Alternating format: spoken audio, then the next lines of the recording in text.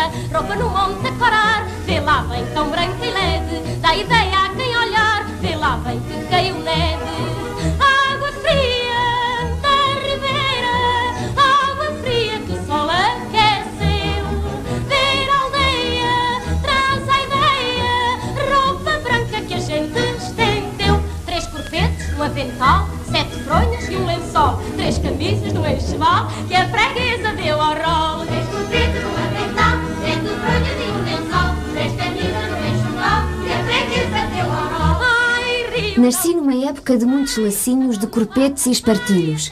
Talvez por esse motivo, nunca gostei de amarras. Olha ali um enxoval, Parece que nasci de rabo virado para a lua. É possível? vê lá bem de pombas brancas. Não creio que tenha chorado. Devo ter dado uma boa gargalhada quando vi a parteira com aquela enorme tesoura para me preparar o umbigo, que ficou este buraquinho que até hoje me acompanha. Roupa branca que a gente estendeu. 3 corpetes, um avental, 7 fronhas e um lençol, 3 camisas no enxoval que a freguesa deu ao rolo. Até aos 5 anos desconhecia a luz elétrica e a água a sair das torneiras. A charneca do milharado era uma povoação de primos e primas, de mulheres de soalheiro sentadas às portas a catar as pulgas nos cobertores de papa. Uma vida de pão com azeitonas e uma sardinha para 2. Dormimos nele eu e tu, vê lá bem ficou de linho. Água fria.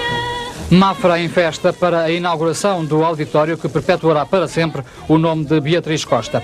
O espaço do auditório foi pequeno para todos os que quiseram ouvir Beatriz Costa dizer que esta inauguração era a segunda maior alegria da sua vida. A primeira, essa, foi há já muitos anos. O primeiro dinheiro que ganhei foi para fazer uma escola primária na minha aldeia, na Charneca do Milharado, escola que lá está.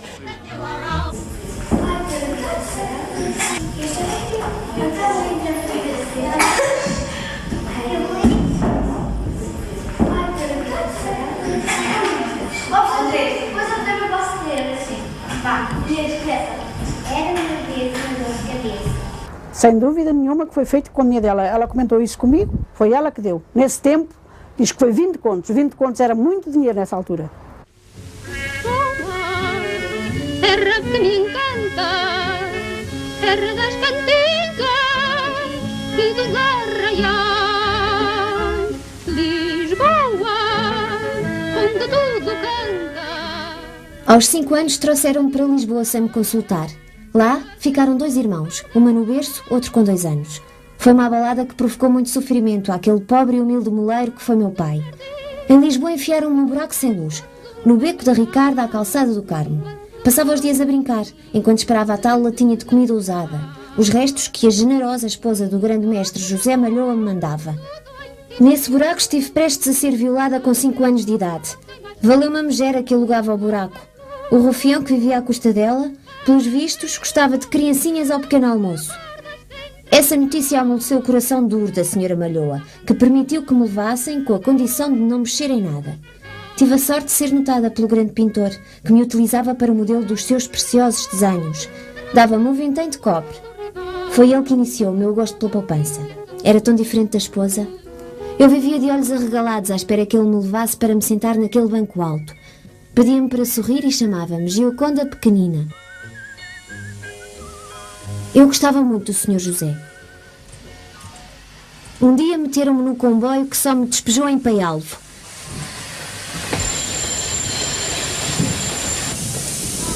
Depois, até Figueiró dos Vinhos, fui numa diligência que dançou o fandango até lá chegar, por essas estradas que já eram esburacadas. Cheguei com os ossos inteiros e passei a comer melhor. Nunca perdi a alegria.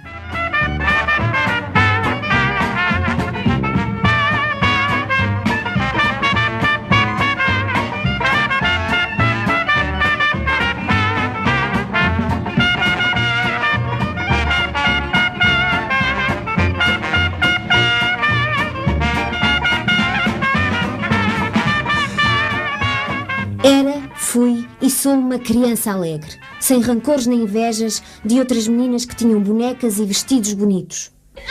Cheguei ao teatro aos trambolhões. Na adolescência passei por aprendiza de tudo e não aprendi nada. Só sabia rir e até hoje é o que faço melhor. Então queres aqui? Paródia? Mais trabalho, é? Olha, se faz favor. Desmancha-me aqui a banha destas calças. Ou as calças encolheram ou o freguês esticou.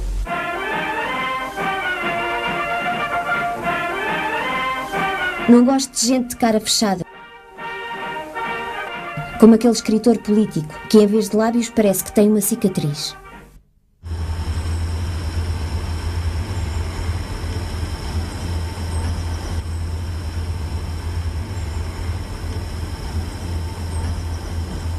De Figueiró dos Vinhos vinha reboque para tomar. A meu lado vinha um homem desconhecido, que pouco depois me disseram: de hoje em diante, este senhor é teu pai. Passei a roer as unhas. Foi um dos meus padrastos, e o único que vale a pena recordar. Foi ele que conseguiu a minha entrada para o Éden Teatro. Então, o padrasto da Beatriz conhecia o marido de uma atriz cómica muito engraçada, chamada Ema de Oliveira. E, em conversa entre o marido da Ema de Oliveira e o padrasto da Beatriz, falou-se em que a miúda gostava muito de teatro, não sei o quê. O marido da Ema de Oliveira falou a Ema de Oliveira, a Ema de Oliveira mandou ir a miúda ao Éden, estavam a preparar uma revista chamada Chá e Torradas, e contrataram-na para corista. Ela dizia, eu não tinha habilidade nenhuma, quando elas punham a perna para um lado, eu punha a perna para o outro. E depois eu não sei o que é que me dava, que eu vinha mais para a frente, tinham que me puxar para trás. E então, um ator lá da companhia e o próprio empresário, que era o Clímax, disse, esta não vale a pena pensar nela, que não... Bem, mas como estava no grupo das coristas, a companhia ia ao Brasil, ela teve que ir ao Brasil. Simplesmente, a vedeta da companhia, que era a Lina de Moel, entra no barco, nessa altura demorava 15 ou 20 dias para chegar ao Brasil, apanha uma constipação enorme, enrouquece e não podia fazer aqueles espetáculos que faziam a bordo. E a Beatriz, que estava sempre em bastidores, a ver tudo, esperta como ela era, sabia os números da Lina de Moel. E então disse à Dona Lina, se não se importa, eu faço um número seu. E fez. No camarote, a Lina de Moel, ela disse, oh, rapariga, faz que até tens graça. Ela fez o número, foi um êxito. Quando chegou ao Brasil, já lhe deram 2 números na revista. Ela agradou. E quando veio para Portugal, ela já veio, não como primeira figura, mas digamos como terceira figura. Foi para o Trindade, já como segunda ou terceira figura, e teve aí uma pessoa que protegeu muito, que foi o ator Nascimento Fernandes. Ela tem a sorte de ter um número sobre o vinho verde, em que cantava uma canção muito engraçada, vinha muito bem vestida, ela agradou imenso, mas continuou como segunda ou terceira figura. Acontece que ela veio fazer uma revista aqui, já com o Lopo Lauer, aqui no Maria Vitória, que era, além de empresário, era autor. A revista chamava-se Pim Pam Pum. A Maria das Neves cantava uma canção que era o Cochicho. No dia da estreia, canta a canção, não agradou. Não agradou na primeira sessão e ela disse ao marido, pá, tira a canção já na segunda sessão, que eu já não faço isto. A Beatriz tinha assistido aos ensaios, sabia a canção, ela foi ter com o Maria das Neves, a Maria das Neves disse, ó rapariga, amanhã faz o número na primeira sessão, pronto, fica, estás descansada, pronto. Olha, é a minha prenda de anos quando fizeres anos, contava a Beatriz. Então, ela aproveitou, o figurino também era da Maria Adelaide de Lima Cruz. E o que é que tinha? Tinha uma abertura, era uma chefe de quadro, foi muito bonita, que era a Georgina Cordeiro, com um corpo maravilhoso, e tinha uma abertura, tinha um coração aberto, e onde se vê o umbigo, tinha um umbigo à mostra. A Beatriz começa a cantar o número, e quando chega ao refrão, rapaziada, quem é que era pitar, ripi, mete o dedo no umbigo e diz, no umbigo da Georgina. Bem, o público se atou a rir, foi um êxito enorme, o número foi um êxito de tal maneira que o Lopo Lauer disse, olha, continuas a fazer o número, mete o dedo no umbigo da Georgina. A Georgina disse que dizia, ai, eu quero aumento de ordenado para ter o dedo todos os dias metido aqui.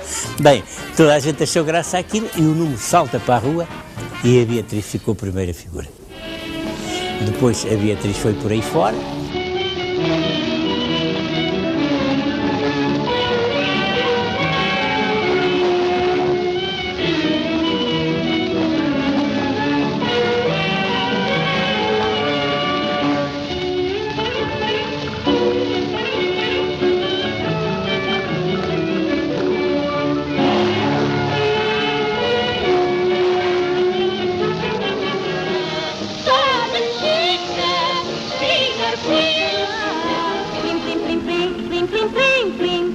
Tenho um cavaquinho que me ganha o pão. Eu ando lá na tua mão. Eu sou um foguete que espina no ar, que dá estalinhos, que torna a estalar. Ai vinho, vinhinho, ai vinho, vinhão, ai vinho, alegria no meu coração. Vinha comigo, piscina no mar, cantaram marias que torna a estalar.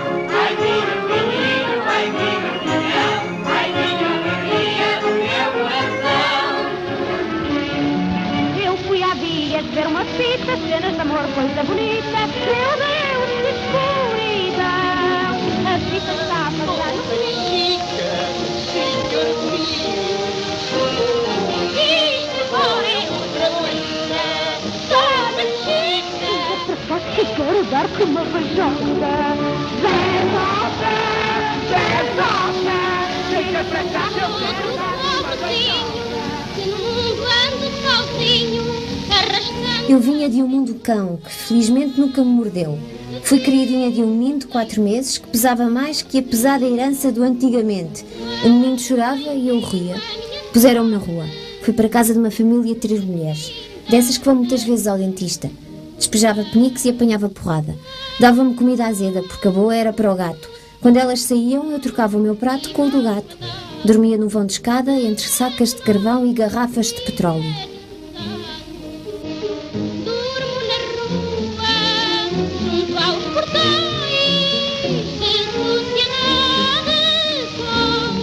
com animais.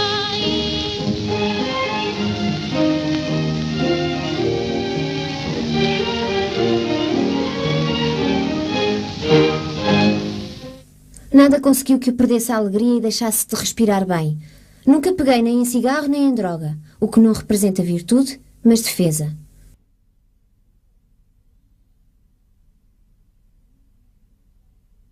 A minha entrada para o teatro foi o início de uma felicidade que, apesar de estar afastada, até hoje me acaricia.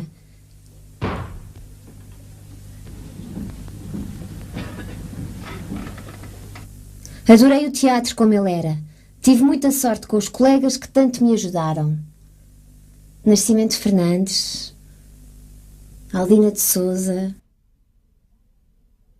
e Vasco Santana foram os maiores amigos que encontrei nesse ambiente maravilhoso de caras pintadas que é o teatro. Isto é bonito! Idiota, teu colemão! Barriga de bicho! Qual é, Miguel? Está tudo acabado, vai lá para a casa A fazer! cantadeira é o mesmo e é para já! E nunca mais te apareço desta casa!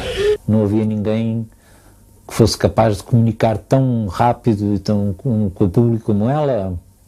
Uma graça que ela dissesse, um dito, era aproveitado, toda a gente repetia, uma cantiga, toda a gente cantava. Era realmente a vedeta de revista, se pode chamar mais popular.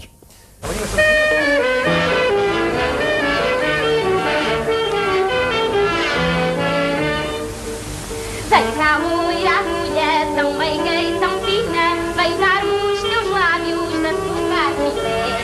E tal não me apanhas, sou esperta e ladina, e mais de torcida que és de crochê. Ai, chega, chega, chega, chega, oh minha agulha, afasta, afasta, afasta, afasta o meu tidar. Brejeira, não sejas trapulha, oh bela, vem fazer o aventura. Paizinho, não lhe disse que esta do forró não andava. É o paizinho que tem um vozeirão do amor. Ai, chega, chega, chega, chega, oh minha agulha, afasta, afasta, afasta, afasta o meu tidar. Brejeira, não sejas trapulha, oh bela, vem fazer uma aventura. Esta agora ainda foi pior, paizinho. Deixa-o aventar e continua, filha! Do amor. Ai, chega, chega, chega, chega, oh minha mulher. Afasta, afasta, afasta, afasta o meu final. Brejeira, não sejas trapulha, oh não. Esta mais bela fez nascer no final.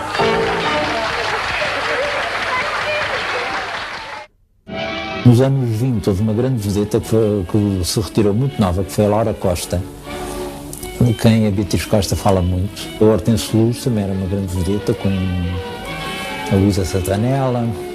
Houve um grande conjunto de vedetas dos anos 20, princípio dos 30.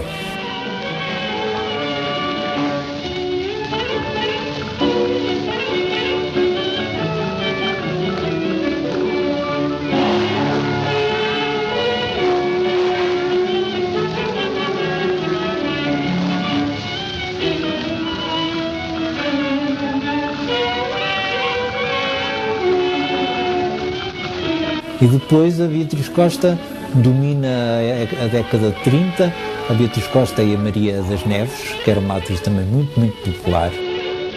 E depois vem a Laura Alves.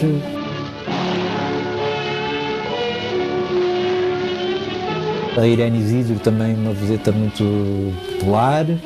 E aparece a Ivone Silva, que é a última. Quem tem massa vai ao Porto, quem não tem ficou em casa. A Maria Rita hoje ressuscita, a viver no desafio com um grãozinho na asa. Saia quem é surdo, viva a sua lembrada. Quem tem massa vai ao Porto, quem não tem ficou em casa. A Maria Rita hoje ressuscita, a viver no desafio com um grãozinho na asa. Que a seleção trabalha como eu quero, agora é que não falha, 9-0.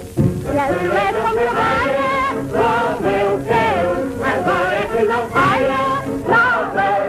Em Portugal este fado ergueu no passado um hino ao zum-zum. À porta da brasileira a tropa guerreira era o 31. Depois veio o 28 e foi-se o biscoito, a bomba e o pum.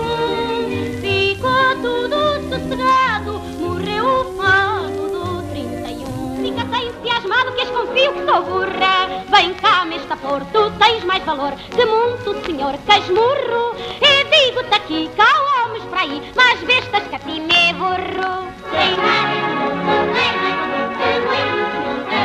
Depois de uma série de êxitos que ela fez, de números sensacionais, ela vem para aqui e faz o Arburro. O Arburro então foi. O Arburro foi dos maiores sucessos, foi mesmo o maior sucesso da Beatriz. Ela entrava aqui a esta porta e benzia-se que ela era muito religiosa, dizia, sei lá, que o sucesso continua. Sinaleiro que o não deixe ir à vontade. Desde a Abissínia ao Japão, aquilo já é só há 31. Chegou a Rússia e a China, em Espanha domina e chega a Irum. Ai, meus filhos em Baiona, ai que tapona que 31. Vai-se a Pequim, 31 a Chifrim, vai-se a Ceilão, 31 Revolução, vai-se a Nanquim, 31 a Pequim, vai-se a Aragão, 31 Cachação. O 31 hoje em dia é comum, é tudo dar a cascar, a arriar. Em Portugal é que é só conversar, falar. Piada? Tu se calhar nasceste em Lisboa, Zé. Mas olha, já vai para 6 anos que por lá ando.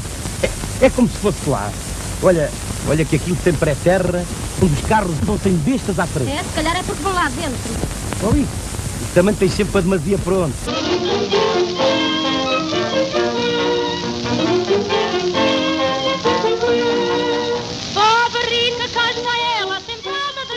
A seguir faz uma revista chamada É Real, mas já estavam com o pé para ir para o Brasil.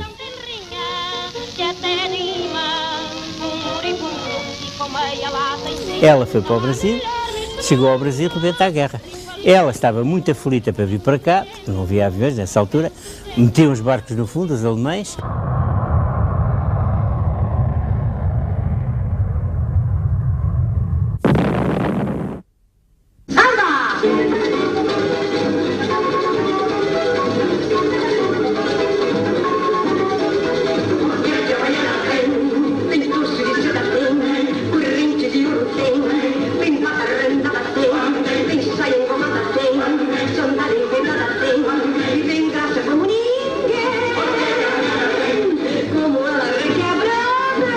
A Carmen Miranda estava no Casino da Urca, ela ia lá todas as noites ter com a Carmen Miranda e disse, olha, sabes, eu estou muito aflita para ir para Portugal, não sei o que é que vai acontecer, metem os barcos no fundo, eu estou cheia de medo, vou ficar aqui, como é que eu vou ficar aqui? E a Carmen disse, olha, não te preocupes, eu estou aqui no casino a fazer o espetáculo, fazemos uma coisa, tu fazes a primeira parte portuguesa e eu faço a segunda parte brasileira. Ela ficou aí. Havia um senhor que ia lá muito, quer dizer, começou a gostar muito da Beatriz e do espetáculo e tudo. Acontece que o senhor vem às eleições e é Presidente da República. Foi o Getúlio Vargas. A Beatriz tinha aquela amizade com o Presidente da República. O que é que o Getúlio Vargas faz? Dá-lhe a cidadania carioca e dá-lhe o teatro municipal, não era o Teatro Municipal, era o Teatro João Caetano. Ela aí forma uma companhia, quem estava ao lado dela era o Ascarito e o Grande Hotel, eram dois grandes cómicos. Ela tem um êxito enorme, ela corre o Brasil todo, ela ganha uma fortuna enorme. Eu também quero falar. Nasceu a Boninha, do Brasil a rainha.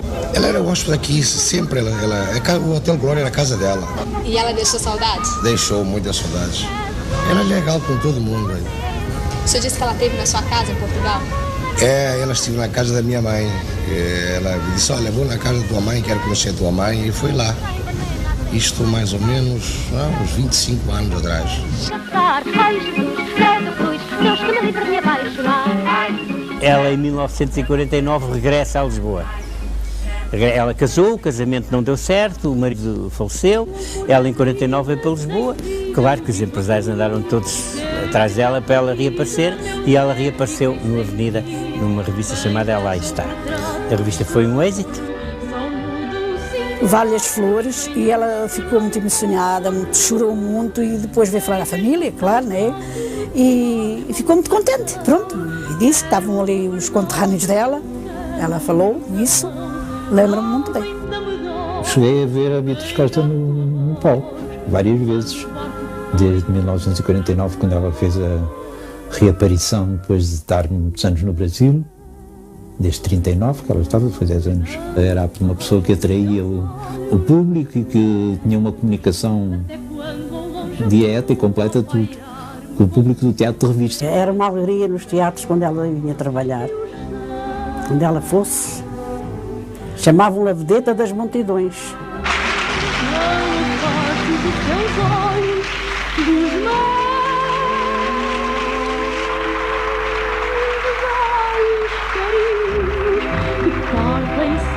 Em Paris reuniam-se as mais interessantes personalidades artísticas de todos os continentes. Numa dessas reuniões, Picasso ferrou-me um beliscão aqui, que fiquei de nódoa negra durante mais de 2 meses. Foi pena a marca não ter ficado para sempre com a assinatura dele. Já pensaram o valor que isto aqui teria hoje?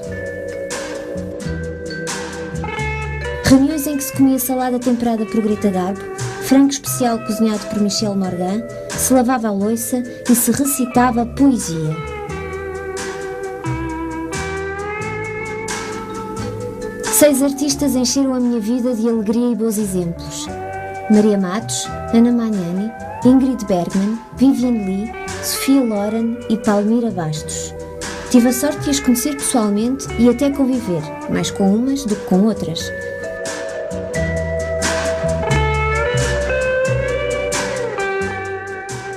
Ela do Brasil, aqui fazer uma revista para o Maria Vitória, que era o Reboliço.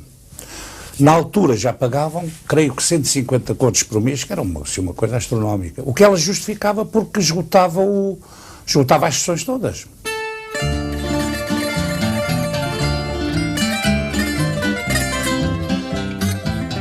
Eu achei uma mulher extraordinária, quer dizer, que veio do nada, subiu.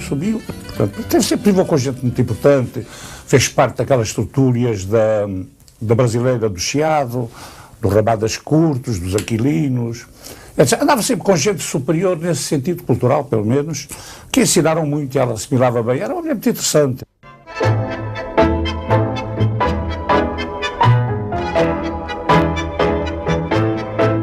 O Chiado ajudou-me muito. Martins Costa deu-me carta branca para comer tudo. Saía de lá empaturrada de trouxas de ovos. O último figurino dava-me vestidos, os sapateiros davam-me sapatos e a Bertrand emprestava-me todos os livros que eu precisava para me alfabetizar. Foi responsável por esses empréstimos o grande Aquilino Ribeiro. Esse grande escritor foi um dos anjos da guarda da minha adolescência. Desandei a fazer perguntas, a procurar gente e, sem receio de comentários, penetrei no café A Brasileira do Chiado, que nessa época era ponto de reunião de uma elite que incluía os homens mais brilhantes e esclarecidos da minha terra. O Sr. Almirante Gago Coutinho foi para mim um pai espiritual. Orientava-me até na alimentação. Eram clientes certos daquelas tardes risonhas e de prosa inteligente. Almada Negreiros, Abel Manta, António Ferro, António Lopes Ribeiro, António Sérgio, Carlos Botelho, Ferreira de Castro, Gustavo Matos Sequeira, Jorge Barradas, José Magalhães Godinho, Miguel Torga, Sara Afonso, Stuart Carvalhais. Na brasileira eu vinha falar com toda a gente, não é? Vinha ter connosco e falava com este, ao Paulo, ou este, ou ao Almada, ou para ali, falava com toda a gente, andava-se muito bem. Virou-se para mim e dizia, olha, queres que eu te faça um desenho? Eu disse, faz, olha o meu retrato, e fez aquele desenho. Tinha arranjado aquele corte à Brooks e para ali ficou sempre até ao fim, não é?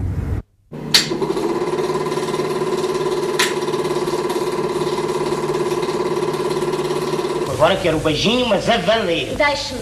Vai lá dar beijinhos à vizinha dos fados, seu descaradão. Já se esqueceu do que me fez esta manhã? A Beatriz estava a trabalhar com o Cotinelli, estava a fazer o filme da Canção de Lisboa. E um dia o Cotinelli veio procurar-nos. Assim, olá, sabes onde é que está a Beatriz? Eu disse, não, ninguém tinha encontrado onde é que ela está metida. Eu sei lá para onde é que anda, não é? Olha, também há outro, que é o Mar Eloy, também desapareceu. Desapareceu, também ficámos por ali, não é? Então, mais tarde, entra a saber que ela tinha ido, com o Mar Eloy, tinha ido para Madrid. E de Madrid passaram pelo Saco. E o Eloy pintou um retrato da Beatriz com o Saco no fim, não é? No fundo. E foi assim que nós soubemos essa ligação. Ninguém sabia nada disso, era uma coisa muito... Nessa ocasião não se falava do resto, era uma coisa que as pessoas não contavam, não é? As histórias, não é?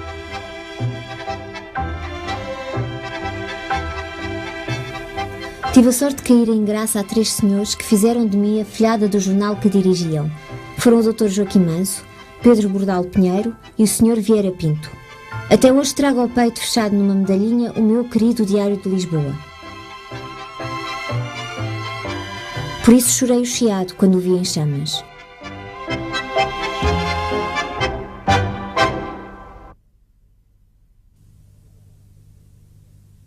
Ela veio para aqui fazer a revista, a equipa era o meu mestre, o Pinto Campos, o Hernanio Rio Martins e eu.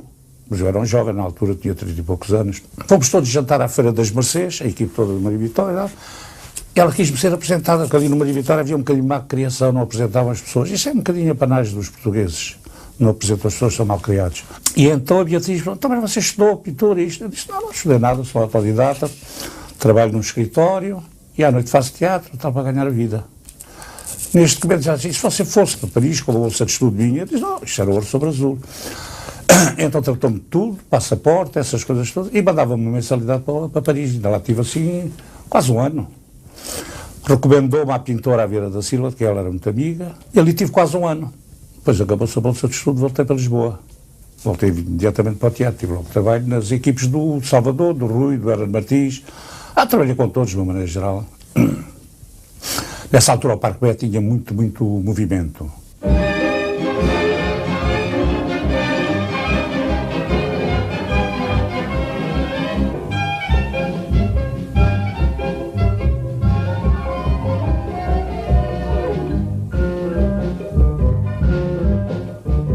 Depois ainda fez várias revistas, acabou por vir para aqui fazer o Champanhe de Saloio, com o Vilaré, e a seguir fez outra, Está Bonita a Brincadeira. Mas no Champanhe de Saloio, ela disse, olha, estava ali no camarim, aqui no Variedades, ela disse-me, olha, eu resolvi, fui convidada por Bastos para fazer uma turnê à África, Angola e Moçambique. Eu, como não conheço, vou fazer a turnê. Mas era para acabar aqui, mas como temos que levar 2 revistas para a África, vai esta, o Champanhe de Saloio, e vai uma, Está Bonita a Brincadeira, que eu vou começar a ensaiar.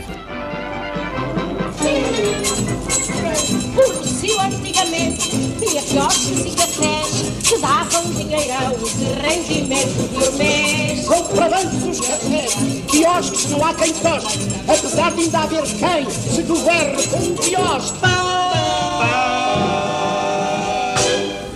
Ó Lopes, empresta lá. Ó Lopes, empresta lá. Ó Lopes, empresta lá. Ó Lopes, empresta lá.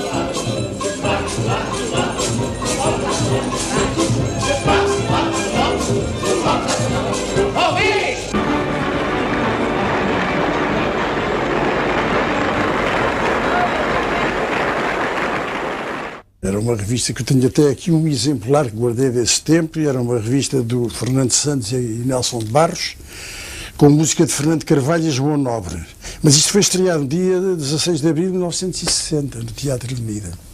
A revista agradou, mas já não foi, digamos, um grande êxito daqueles êxitos a que a Beatriz Costa nos tinha acostumado. E eu penso que não foi por causa dela. Ou terá sido, quer dizer, os autores quiseram fazer coisas para ela. E talvez não tenham acertado bem. Talvez a sua carreira terminasse de uma maneira abrupta. Penso que ela sonhava fazer uma carreira mais larga, mais produtiva. Encontrei-a um pouco, não era bem azeda, um bocadinho ácida, enfim, que me fez muita pena. A Beatriz, que era uma grande personalidade, eu penso que era mais carismática do que atriz. Muito embora, evidentemente, ela fazia bem os seus personagens populares, isso ela fazia bastante bem. Mas o público, que às vezes é de certa forma cruel, começou a abandoná-la. O mesmo público que, alguns anos antes, vibrava e aplaudia de pé a Beatriz. Isso era uma coisa que teria magoado bastante. Quando regressou da África, retirou-se completamente. Ela teve muitas propostas, tudo, e ela disse: não, acabei por uma razão. Nós devemos saber quando acabamos. E sabes o que é que eu vou fazer? Olha, eu vou começar por dar a volta ao mundo. E a primeira coisa que ela fez foi dar de facto a volta ao mundo. Saiu daqui para a América do Norte e acabou por vir do Oriente para cá. E depois fez ela fez 2 ou 3 vezes a volta ao mundo.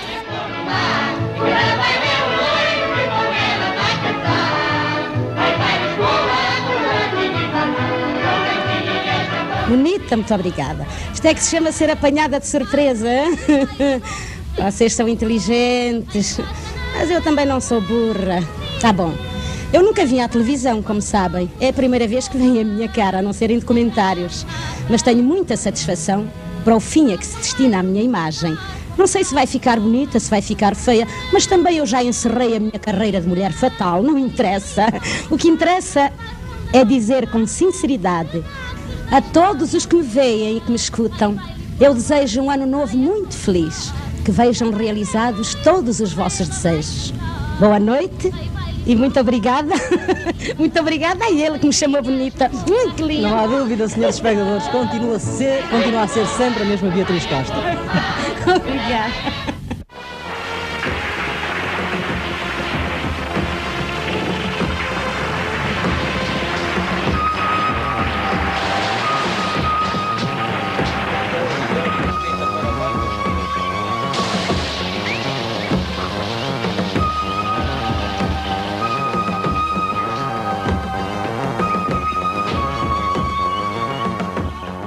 A Beatriz Costa era madrinha da filha única do Jorge Amado, a Paloma, e estas relações entre ambos vieram já do Brasil, porque ela era conhecida no Brasil, foi nessa época que conheceu Jorge Amado. Jorge Amado, quando veio a Portugal pela primeira vez, tomou-se contacto com a Beatriz Costa, porque ele instalava-se no hotel em que ela habitava. Em certa altura, Jorge Amado disse: "Porquê é que tu não escreves as tuas memórias?" Ela disse: "Bem, eu tenho apontamentos, mas não sei se sou capaz de escrever." E eu incitei a escrever.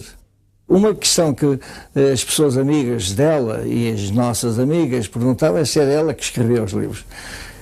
Não há aí a mão do editor, não há a mão do Jorge Amado, não há mão nenhuma, há ela. De modo que nós divertíamos-nos com a leitura dos capítulos que ela ia escrevendo. Emendava muita coisa, e há uns famosos cadernos que muita gente viu no Hotel Tivoli ela estar a ler, ao pé de mim, ou sem eu estar, em que ela escrevia. Escrevia, apontava tudo. Lembro-me muitas vezes de a ter encontrado naquela sua mesa do canto do Hotel Tivoli, com os cadernos onde ela escrevia à mão tudo, desde os livros que fez, até apontamentos sobre tudo. Escrevia, porque tinha uma curiosidade de espírito terrível. O que ela não sabia tinha que perguntar e tinha que a pessoa responder, fosse o que fosse, mas que ela tinha que saber. É uma mulher que devorava livros, lia imenso. Se bem que tivesse mais 40 anos do que eu, falava com ela como se fosse de minha idade. Pois era uma mulher de uma cultura que pouca gente talvez conheça. Dizia, bem, eu tenho um título, não sei se você vai gostar, o que é Sem Papas na Língua. Pois é isso mesmo que eu quero que espero de si, é que vocês escrevam um livro sem papas na língua. Isso, sem ninguém intervir, eu vou escrever o que eu quiser, não quero ofender ninguém, mas não quero deixar de dizer aquilo que penso. Então é assim mesmo e o título é perfeitamente correto. E assim surgiu Sem Papas na Língua. Foi um êxito muito grande. Nós publicámos alguns milhares de exemplares inicialmente. Beatriz Costa, a par do seu êxito no cinema, também o êxito com os seus livros. Porquê esse êxito nos livros? Olha, eu acho que talvez porque falo a linguagem do povo, porque não tenho a pretensão de fazer literatura, porque escrevo como se estivesse a conversar com os meus amigos. E isso é uma faceta muito especial da minha personalidade. É que eu sou uma pessoa que tem um vocabulário especial. De vez em quando digo umas coisas que parecem assim umas coisas insólitas, mas não são. São justamente o reflexo da minha personalidade. E isso agrada muito ao povo. O povo gosta de pessoas que não são sofisticadas. O povo gosta de simplicidade e a simplicidade sempre foi o meu cartão de visita.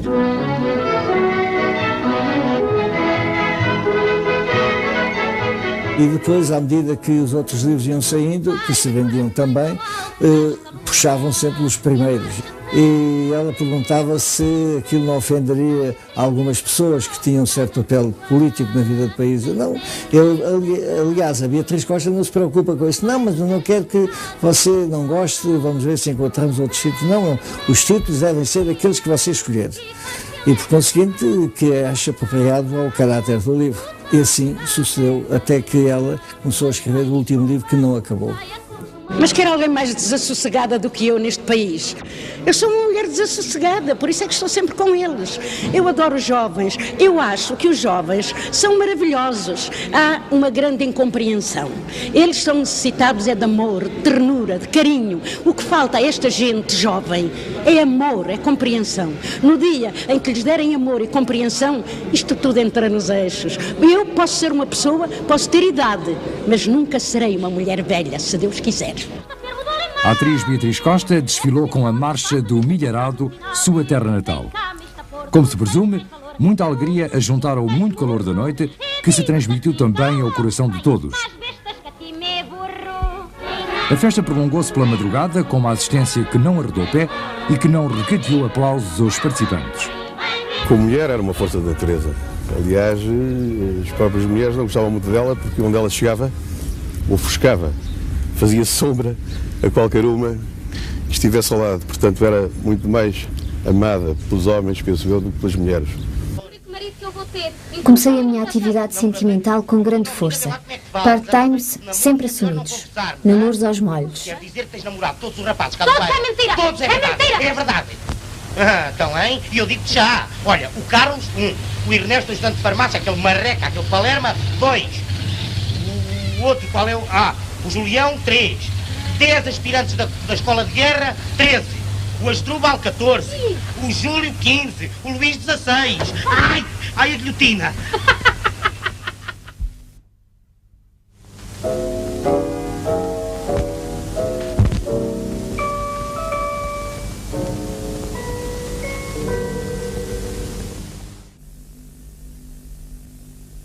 Duas paixões e um grande amor.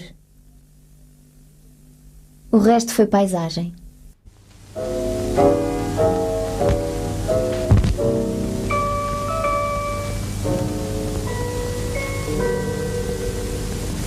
Todas nós temos na vida uma ilusão mais querida, a ilusão de amor. Uma esperança mais formosa, um sonho cor-de-rosa, perturbador. Nunca disse que casei de véu e grinalda, porque a mentira sempre andou longe de mim. Talvez tenha sido errado, mas é o que sinto cá dentro. Casar saindo com o meu pai, cheia de emoção. Pombas lindas às centenas, vejo-as voar pelo azul do céu, da cor das açucenas e do meu véu. Julgo às vezes que é verdade e chego a acreditar que o bom Deus o quis, que o meu sonho é realidade e que eu vou ser feliz.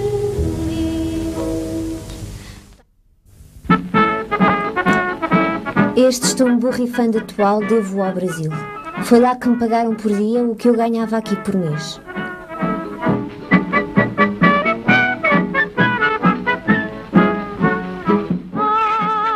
Eu estava com ela no Brasil, em 1970, e ela, em 1970, diz-me, olha, estou a vender tudo o que tenho cá e eu vou-me embora definitivamente, eu não volto ao Brasil porque isto começa a não ter nada já que ver comigo.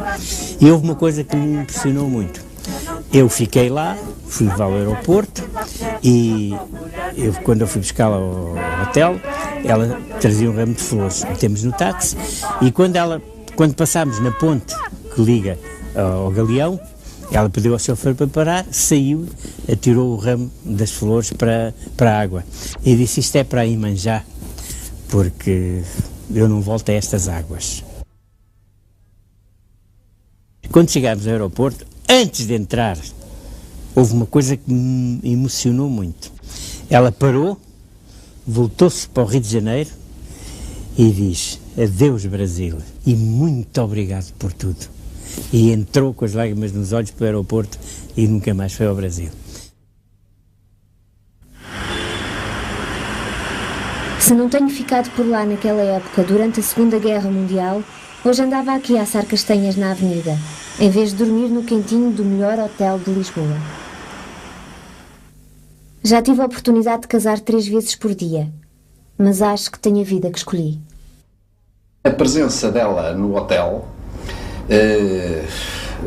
foi sempre muito bem vista, quer pelo pessoal, que a tratava como sua família e a rodeava de todas as atenções, quer pela empresa propriamente dita, que nunca a viu, longe disso, como de vez em quando faziam perguntas a esse respeito, como um peso. Pelo contrário, era efetivamente um símbolo, era uma bela conversadora. Tinha uma memória fantástica, tinha uma cultura muito especial, mas tinha ganho um saber de vida e de maneira de estar na vida que de facto impressionava.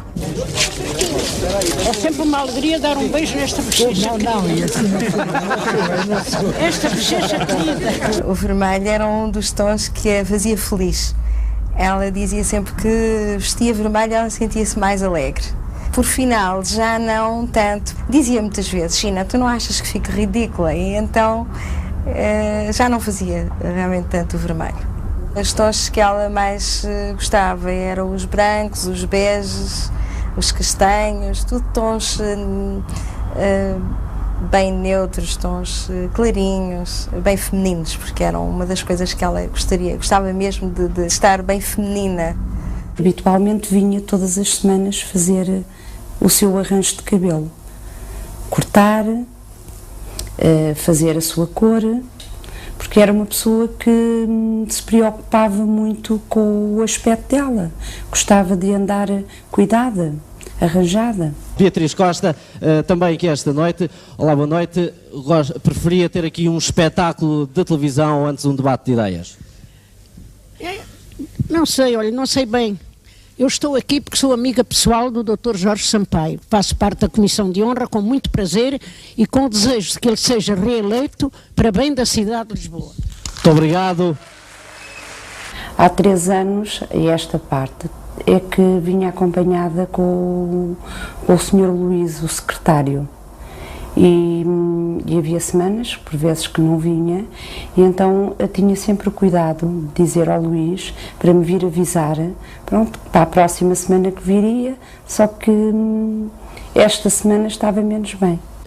Olha, para mim foi um dos trabalhos mais gratificantes que eu tive, porque a Sra. Dona Beatriz reunia todos estes objetos dentro da própria suíte dela, tinha uma preocupação muito grande, era se um dia falecesse repentinamente, as coisas não pudessem estar visíveis em algum local. Pediu-me, eu no mesmo dia falei com o Sr. Presidente da Junta da Freguesia, ele facultou-me todos os apoios logísticos que eram necessários. Passado muito poucos dias, nós tínhamos esta mesma sala à espera de todo o espólio. Ainda a Sra. Dona Beatriz Costa estava com uma lucidez perfeita, em que eu fiz o registro peça a peça, com todas as histórias que até aí ela sabia conter na memória dela. Diz-me, mas quero que me digas a verdade. Estou muito velha. Olha para ela. Não. Diz-me a verdade. Diz o que é que eu pareço. Eu estou de sinceridade. Lancei um golpe de vista, distanciei-me e atirei a minha verdade. Pareces o homem do leme da mensagem do Fernando Pessoa. E ela, com trolaró de cochicho, olha a menina, uma grande gargalhada, sentindo a presença do mostrengo, disse: o homem do leme do Fernando Pessoa. Ah, sacana que acertaste. Eu tenho realmente um ar medieval. Eu nunca vi aquela mulher sorrir em tragédia. Os cantos caídos, nunca. Ora, por volta das 7h30 da manhã, o empregado dirigia-se ao andar, batia à porta e ela vinha receber o pequeno almoço. Por volta das 10 horas, normalmente ela pedia para despertar e depois fazia a sua toilette, a sua maquilhagem, e por volta das 11 ela descia até ao bar. Depois do bar esperava, mais ou menos aí sendo 1/4 para o meio-dia, ela iria dentro do restaurante, pronto, fazia o seu almoço e depois por volta da 1h, 1h15, ela subia novamente para o andar. Vinha o Luís, que era o secretário dela, que a vinha buscar. Se tinha os passeios a dar, ia, outras vezes tinha o cabeleireiro, e o cabeleireiro, desde que não tivesse para sair para lado nenhum, mandava depois vir o jantar, e por volta das 7h30, 7:45, e já não voltava a descer. O último dia dela, ela no dia atrás, pois tinha feito a sua vida normal, ela andava um pouco cansada já, mas nesse dia ela ainda tomou um pequeno almoço às 7h30, como habitual, e às 10 horas a telefonista disse-me: Dona Arménia, vá ao quarto, derivado que é hora de acordar a Dona Beatriz e ela não me está a responder. Eu então entrei, bati à porta, entrei, na altura, pronto, como era hábito, meti-me com ela a dizer: então, mas que hoje como é que é isso? Então hoje não nos levantamos. Quando a vi com aquelas expressão, já com o pé fora da cama para se levantar, e ainda fez o movimento de quem ia levantar, mas já não foi o seu final. 10 horas, 10:01 foi precisamente a hora certa que ela faleceu no seu quarto.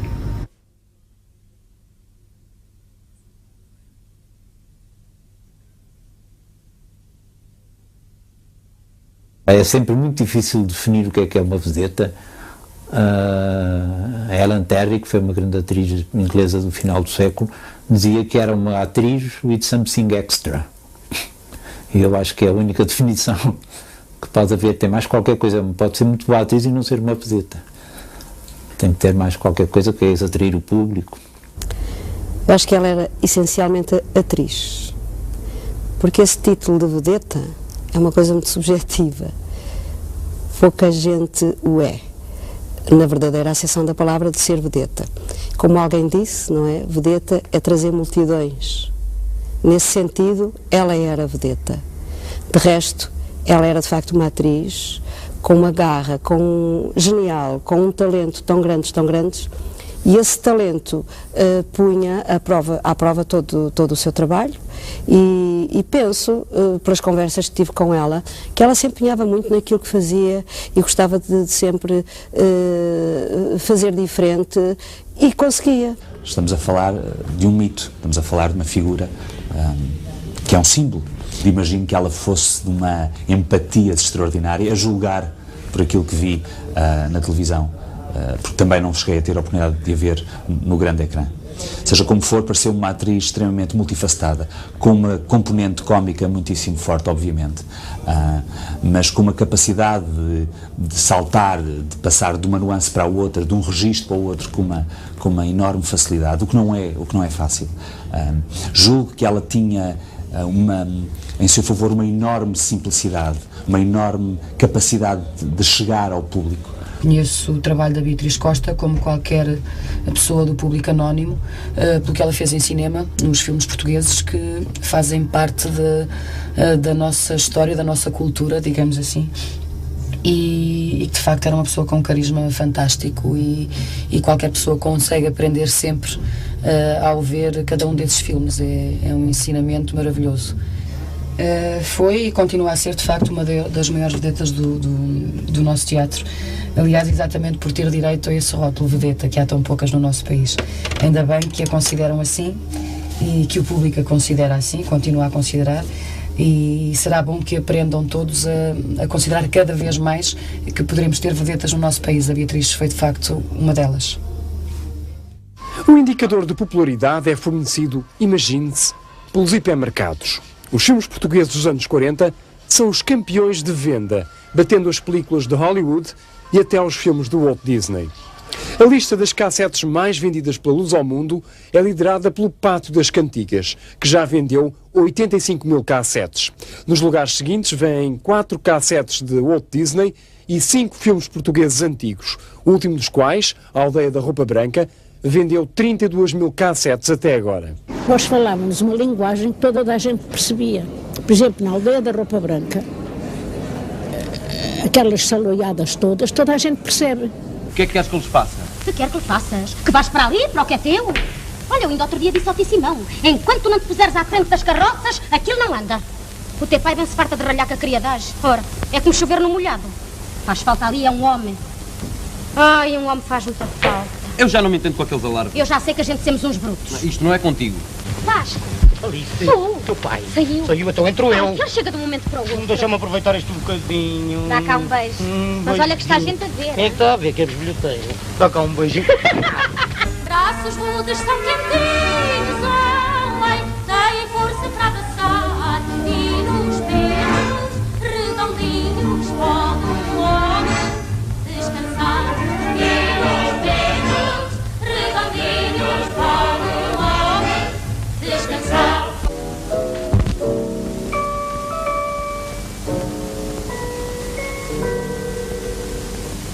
Todas nós temos na vida uma ilusão mais querida, ilusão de amor. Uma esperança mais veloz, um sonho cor-de-rosa perturbador. Também eu vivo a sonhar e vejo-me a passar entre a multidão. Quando um dia eu me casar, saindo com o meu par, cheia de emoção. Pombas lindas às centenas, vejo-as voar pelo azul do céu, da cor das açucenas e do meu véu.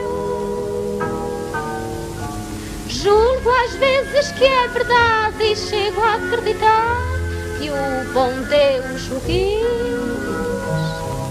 que o meu sonho é realidade e que eu vou ser